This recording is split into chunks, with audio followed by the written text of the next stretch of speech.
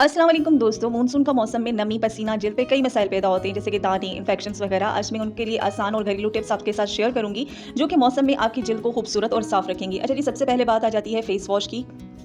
अच्छा जी, इस मौसम में दिन में 2 दफ़ा हमने किसी भी माइल्ड फेस वॉश से अपना चेहरा साफ़ करना है। मैं रिकमेंड करूँगी ग्लोरी बाय सनम जंग।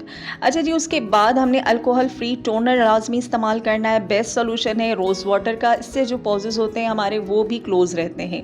अच्छा, स्किन को हाइड्रेट करें, लाइट वेट मॉइस्चराइज़र यूज़ करें, ये भी बहुत ही ज़्यादा इम्पोर्टेंट है। बादल हों या धूप हो, यूवी रेज़ हर वक्त मौजूद रहते हैं, तो कोई अच्छा सा सन ब्लॉक आप इस्तेमाल कर लें। उसके साथ साथ जी आपने जो ख़ास ख़्याल रखना है वो ख़ास ख़्याल आपने रखना है अपनी डाइट का, खाने पीने का। तो फ्रूट्स वगैरह अगर जो भी घर में मौजूद है आप वो भी ले सकते हैं क्योंकि ये भी बहुत ज़रूरी होते हैं। अच्छा, उसके बाद हमने अपने पानी का इंटेक होता है वो भी अच्छा रखना है। तो यही थी आज की वीडियो में। Thank you very much. अल्लाह हाफ़िज़।